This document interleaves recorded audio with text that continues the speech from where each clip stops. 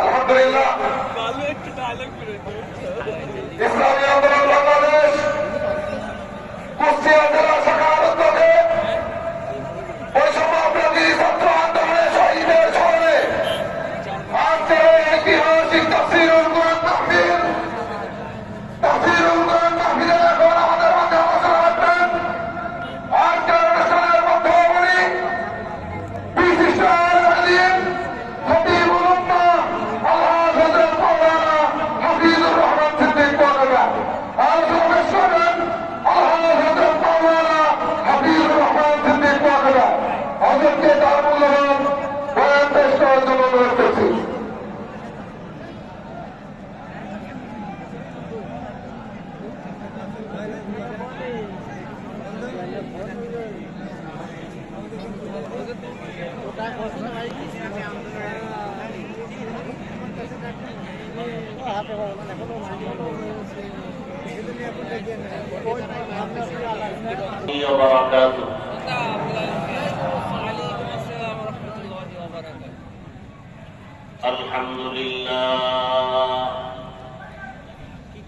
الحمد لله الذي جعل الشمس والقمر بحسبان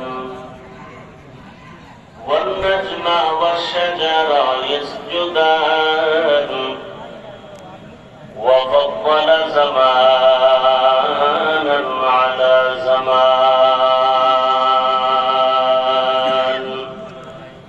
كما فضل مكانا على مكان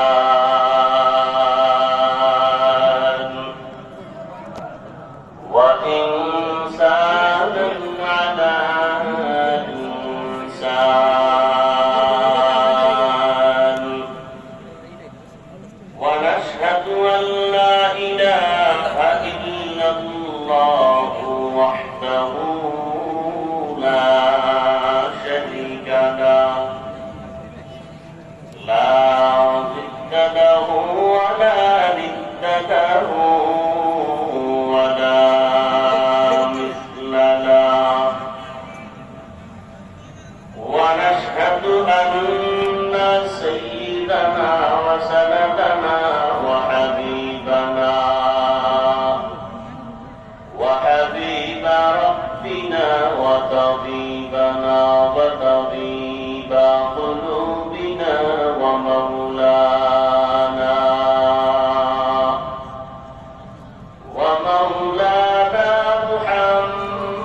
محمدا عبده ورسوله أرسله بالحق بشيرا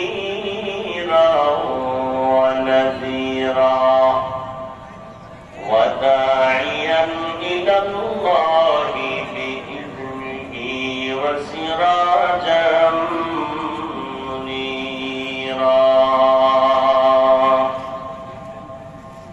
اللهم صل على محمد النبي الأمي وعلى آله وسلم تسليما وبعد فأعوذ بالله من الشيطان الرجيم بسم الله الرحمن الرحيم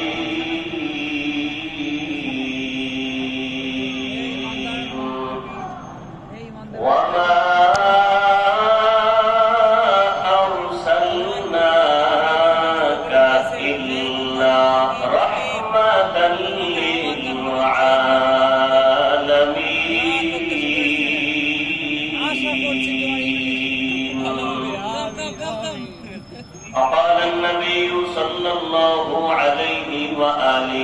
وسلم كل أمتي يدخلون الجنة إلا من أبى قال من أطاعني دخل الجنة ومن عصاني فقد أبى أو كما قال النبي عليه الصلاة والسلام صدق الله مولانا العظيم وصدق رسوله النبي الأمي الكريم ونحن على ذلك من الشاهدين والشاكرين والذاكرين والحمد لله رب العالمين سبحانك لا علم لنا إلا ما علمتنا إنك أنت العليم الحكيم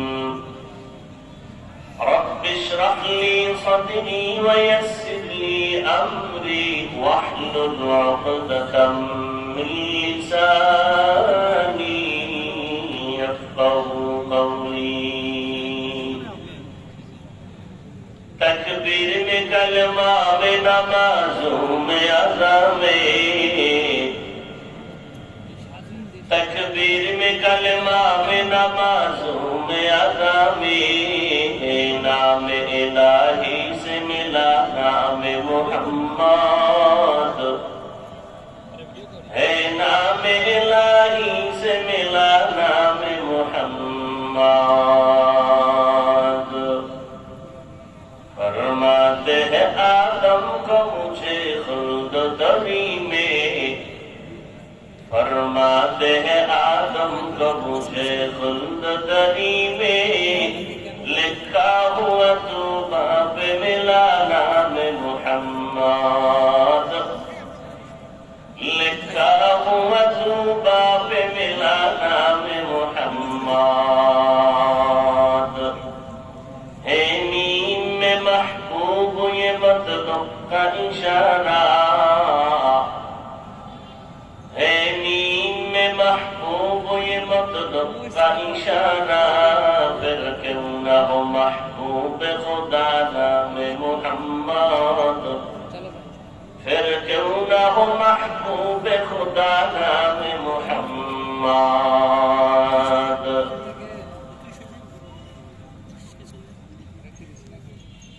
বৈষম্য বিরোধী ছাত্র আন্দোলনে শহীদদের স্মরণে আয়োজিত ঐতিহাসিক তাফসীরুল কোরআন মাহফিল 17 সেপ্টেম্বর 2024 কুষ্টিয়া প্রাণকেন্দ্র ঈদগাহ মাঠে আয়োজিত মহতি এ মাহফিলে উপস্থিত মুহতারাম সম্মানিত সভাপতি প্রধান অতিথি বিশেষ অতিথিবৃন্দ হযরত উলামায়ে কেরাম অত্র অঞ্চলের বিভিন্ন স্থান থেকে আগত আল্লাহ পাকের আশিকিন জাকিরিন শাকিরিন মুহিব্বিন মুরব্বিয়ান ইজাম কলিজার টুকরা আমার সমবয়সী যুবক বন্ধুগণ স্নেহের ছোট ভাই পর্দার আড়ালে মাইকের আওয়াজ শ্রবণরতা সম্মানিতা মা ও বোনেরা আল্লাহ রাব্বুল আলামিনের দরবারে লাখো কোটি শুকর ও সুজুদ যে মহান রব্বুল আলামিনের খিদমত জুড়ে হাজারো লাখো কোটি মানুষের ভেতর থেকে বাছাই করে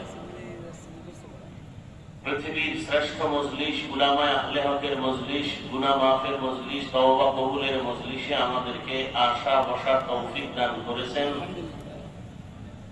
নিয়ামতের শুকর আদায়ার্থে ঈমানের আওয়াজ উঁচু করে আওয়াজে সকলেই মহব্বতে পড়ি আলহামদুলিল্লাহ। দরুদ ও সালাম সাইয়্যিদুল মুরসালিন রাহমাতুল লিল আলামিন শফিউল মুযনিবিন খাতামুন নবিয়্যিন সাইয়্যিদুস সাহালাইন ইমামুল মুরসালিন শফিয়ে আযম रसूल अकरम रहमत आलम नबीउल अरब वल आजम हबीब किबरिया अशरफुल अंबिया सय्यिदुल अंबिया शफीअ महशर, साक़ी कौसर, आका नामदार, मदीना का ताजदार, आफताब नबूवत, फख्र मौजूदात, सय्यदुल मखलूक़ात हज़रत मुहम्मदुर रसूलुल्लाह सल्लल्लाहु अलैहि व आलिहि वसल्लमेর উপর সর্বোপরি শকর, যাদের অক্লান্ত পরিশ্রমের মাধ্যমে আজ সুন্দর আয়োজন। আমার কলিজার যুবক, বৃদ্ধ, ব্যবসায়ী, শ্রমিক, চাকরিজীবী, বিভিন্ন শ্রেণী পেশার মানুষ, জনপ্রতিনিধি, প্রশাসন, উলামায়ে হযরত, আইম্মায়ে মাসাজিদ, সময় পরামর্শ অর্থ দিয়ে দোয়া করে উপস্থিত হয়ে মাইক, লাইট, প্যান্ডেলের ব্যবস্থাপনার মাধ্যমে সহযোগিতা যারা করেছেন, প্রত্যেককেই আল্লাহ রাব্বুল আলামিনের খেদমতের বরকতে দুনিয়াতে শান্তি, পরকালে মুক্তির ব্যবস্থা করে দিন। আমিন। আরো শুকর আদায় করি যে আল্লাহ আমাদেরকে সুস্থ রেখেছেন, হায়াত দিয়ে বাঁচায় রেখেছেন এবং বরকতি মজলিসে আল্লাহ কবুল করেছেন। আজ আমার অনেক ভাই, অনেক মা, অনেক বোন, অনেক বাবা দুনিয়াতে নেই। কুষ্টিয়া শহরে উন্মুক্ত পরিবেশে কোরআন ও সুন্নাহর আলোকে আজকের এই প্রোগ্রাম মানুষের কাছে এক ঈদের আনন্দের মতো।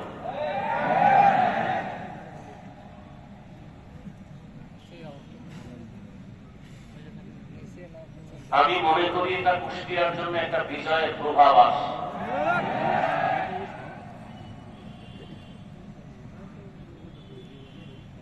প্রত্যেকটা বিজয়ের জন্য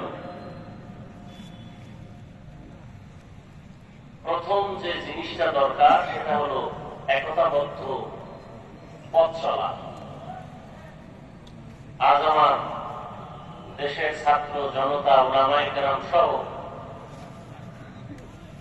কেউ ডাইরেক্ট, কেউ ইনডাইরেক্ট দেশের পক্ষে, স্বাধীনতার পক্ষে, জালেমের বিরুদ্ধে সার্বিক প্রচেষ্টা চালিয়েছেন। আল্লাহর মদদ আছে, আল্লাহ দয়া করেছেন, আল্লাহর রহমত ছাড়া এটা অসম্ভব।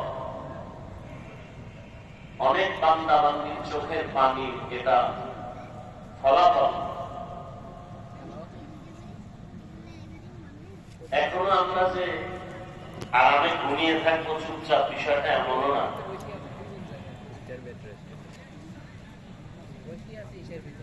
আল্লাহর দ্বীন নিয়ে যদি বাঁচতে চাই, কবরে যেতে চাই, তাহলে বিপদ আরো বহু সামনে আমাদের বাড়ি দিতে হবে। আজকে এই মহাসম্মেলন থেকে দোয়া করি, হাজারো লাখো মানুষ আমিন যখন বলবেন, আমার আমিন কবুল হওয়ার গ্যারান্টি না থাকলেও এই বরকতি মজলিসে বহু আল্লাহর আশেক আছেন যারা আমিন কবুল হয়ে যাবে ইনশাআল্লাহ। আমি দোয়া করবো, আপনারা শুধু আমিন করবেন। আল্লাহ পাক এই সম্মেলন, এই প্রোগ্রামের বরকতে আমার দেশ, আমার জাতিকে জুলুম থেকে চূড়ান্ত ভাবে হেফাজত করুন। বিশেষ করে এই কুষ্টিয়ার বৃহত্তর অঞ্চল আল্লাহ পাক রব্বুল আলামিন দ্বীনের জন্য কবুল করেন। যারা এই উন্মুক্ত পরিবেশে দ্বীনের কথা বলার পরিবেশ তৈরি করার ক্ষেত্রে সার্বিক সহযোগিতা করেছেন, প্রত্যেকে আমার ছাত্র দুনিয়ার থেকে বিদায় হয়ে গেছেন। আল্লাহ পাক তাদেরকে জান্নাতুল ফেরদাউস দান করেন। শহীদদের মাগফিরাত কামনায় আজকের আয়োজন। শহীদি দরওয়াজা এমন একটা দরওয়াজা যে জান্নাতে ঢুকতে কোনো টিকিট লাগে না। আল্লাহ রসুল বলেন, কেউ যদি শহীদি মরণ চায় আল্লাহ তাকে শহীদই মরণ দিবেন সে যদি ঘরের বিছানায়ও মরে যায়। বলে ঘরের বিছানায় মরে গেলে শহীদ কেমনে?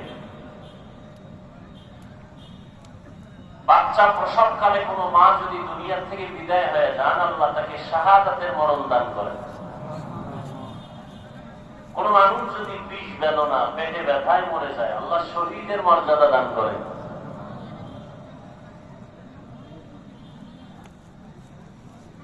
বেঈমানদের মোকাবেলা করতে গিয়ে, জালেমদের জুলুমকে প্রতিরোধ করতে গিয়ে ময়দানে মোকাবেলা করেছেন, শাহাদাতের পিয়ালা পান করেছেন সাহাবায়ে কেরাম। ওমর ফারুক রাদিয়াল্লাহু তাআলা আনহু, উসমান রাদিয়াল্লাহু তাআলা আনহু, হযরত আলী রাদিয়াল্লাহু তাআলা আনহু, হাসান রাদিয়াল্লাহু তাআলা আনহু, হুসাইন রাদিয়াল্লাহু তাআলা আনহু বাতিলের মোকাবেলায় বাতিল কর্তৃক আক্রান্ত হয়ে দুনিয়া থেকে চলে গেছেন শহীদ। কিন্তু রহমতের নবী কোন বাতিলের আক্রমণে দুনিয়া থেকে চলে যান নাই, ডাইরেক্ট। আবু বকর সিদ্দিক রাদিয়াল্লাহু তাআলা আনহু কোন বাতিলের আক্রমণে ডাইরেক্ট দুনিয়া থেকে চলে যান নাই। স্বাভাবিক অবস্থায় অসুস্থতা নিয়ে ঘরের বিছানায় দুনিয়া থেকে বিদায় নিয়েছেন। তাহলে ওমর ফারুক বাতিলের আক্রমণে চলে গেলেন শহীদ, উসমান রাদিয়াল্লাহু তাআলা আনহু বাতিলের আক্রমণে চলে গেলেন শহীদ, হযরত আলী রাদিয়াল্লাহু তাআলা আনহু বাতিলের আক্রমণে চলে গেলেন শহীদ। শহীদি মর্যাদা সবার উপরে। সেই মর্যাদা আবু বকর পেলেন না কেন? এমনকি নবী পেলেন না কেন? এক কথায় জবাব, সর্বোচ্চ শহীদের মর্যাদা আল্লাহ নবীকেও দান করেছেন, আবু বকরকেও দান করেছেন। আরো আস্তে করে বলেন সুবহানাল্লাহ। মুসলমানের একটা আওয়াজ ভণ্ড বাতিলের জন্য একটা আতঙ্ক।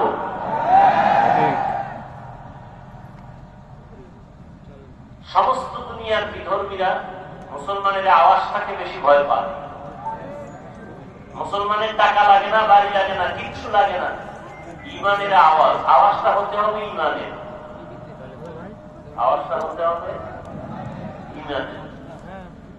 সেদিন এক জায়গায় বলেছিলাম, কেউ জোরে আওয়াজ দেয় বেশি খাইয়া, পেটে ব্যথা শুরু হয়েছে চিল্লায়। আবার কেউ চিৎকার দেয় 17 বছর না খাইয়া। আছে না নাই? কেউ খাইয়াও চিল্লায়, কেউ না খায় চিল্লায়। মুসলমানের খাওয়া নাই, না খাওয়া নাই, মুসলমানের চিল্লানি হবে ইমানের চিল্লানি। আর একটা কথা আপনাদের মনে তো থাকবেই, বরং এই যে বিলবোর্ড করে লিখে রাখা উচিত রাস্তার মোড়ে মোড়ে, কোরআন, হাদিস, ইসলাম আর আলেম ওলামার সাথে বেয়াদবি করে কেউ দুনিয়াতে সফলতার সূর্য দেখতে পারে নাই, পারবেও না। ঠিক। এই কথাটা যদি কেউ উল্টো দিকে নেয়, তার কপাল পুড়ে যাবে মরার আগেই। বাংলাদেশের ইতিহাসে সফলতার মানদণ্ডে যারা আগে গেছে, একমাত্র ইসলামের আলো দিয়ে, ওলামায়ে কেরামের দোয়া নিয়ে। যারা বেয়াদবি করেছে তাদের পতন মরার আগেই হয়ে গেছে। কারণ কিয়ামতের আগের দিন পর্যন্ত এই জমিনে আর কোনদিন নবী আসবেন না, সাহাবায়ে কেরাম আসবেন না। আসবেন? আমাকে একটু জবাব দেন আর কথা বুঝার চেষ্টা করেন, ভুল হলে ধরায় দিয়ে। কিয়ামতের আগ পর্যন্ত নবীজি আসবেন?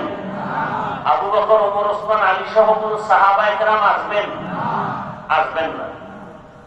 আমরা তো সবাই জান্নাতে যেতে চাই, যেতে চাই না? অবশ্যই চাই, আল্লাহ কবুল করে। জান্নাত পেতে হলে কি কাজ করতে হবে, কি ছাড়তে হবে, এ বিষয়ে দিক নির্দেশনা আছে কোরআনে আর হাদিসে। কথা ঠিক? কোরআন নাযিল হয়েছে নবীর উপরে, নবী নাই। নবী সাহাবায়ে কেরামদের শিখাইছেন, তারাও নাই। এখন আপনি কোরআন পড়ে পড়ে সঠিক পথে যাবেন, ভালোটাকে গ্রহণ করবেন, খারাপটাকে আপনি বর্জন করবেন। আফসুস, হাজার আফসুস, আপনার আব্বাও কোরআন বুঝে না, আপনিও কোরআনের আরবি বুঝেন না, হাদিসেরও আরবি বুঝেন না। আপনি জান্নাতের পথ চিনবেন কি করে আর চলবেন কি করে? কথা বুঝাইতে পারলাম? এখন কি করা? নবীও আসবেন না, কোরআন বুঝাবার জন্য আবু বকর, ওমর, ওসমান, আলী আসবেন না, কোরআন বুঝাবার জন্য এই জমিনে কিয়ামতের আগে মুজাদ্দিদে আল-ফিসানি আর আসবেন না, ইমাম বুখারী আর আসবেন না, ইমাম মুসলিম আসবেন না, ইমাম তিরমিজি আসবেন না। তাহলে এই জাতি যারা কোরআন বুঝে না, পড়তে পারে না, আরবি বুঝবে দূরের কথা, কোরআনের আরবি পড়তে পারে না, হাদিসের আরবি পড়তে পারে না, এরা কিভাবে জান্নাতের পথ পাবে? কিয়ামত পর্যন্ত স্থায়ী সমাধান হলো এই গোটা দুনিয়ার উম্মত জান্নাতের পথ খুঁজে পাবে কোরআন সুন্নাহর আলোকে, একমাত্র শুধুমাত্র কেবলমাত্র উলামায়ে আহলে হকের মাধ্যমে। অতএব তারা উলামায়ে কেরামদেরকে আবাউল করে চলবে, তারা খাসারাত দুনিয়া ওয়াল আখিরাহ, দুনিয়াও বরবাদ, আখিরাতও বরবাদ। উম্মতের রাহবার উলামায়ে কেরাম। উম্মত যখন নবীদের সাথে বেয়াদবি করত তখন পতন চলে আসতো। নবীদের স্থলাভিষি ছিল সাহাবায়ে কেরাম, এদের পরে ক্রমান্বয়ে আসছে উলামায়ে কেরাম। এই উলামায়ে কেরামদের দাম কত? আল্লাহ নিজে কোরআন শরীফে বলেছেন, রাসূল হাদিসে বলেছেন। উলামায়ে কেরাম কারা? ইন্নামা ইয়াখশাল্লাহা মিন ইবাদিহিল উলামা। আল্লাহ বলেন নিশ্চয়ই আমার বান্দাদের ভেতরে যারা আলেম উলামা তারা আমাকে বেশি ভয় করবেন। কাকে? আল্লাহকে ভয় করবেন। বান্দাদের ভেতরে যারা উলামা, এক বচনে আলেম, বহু বচনে উলামা,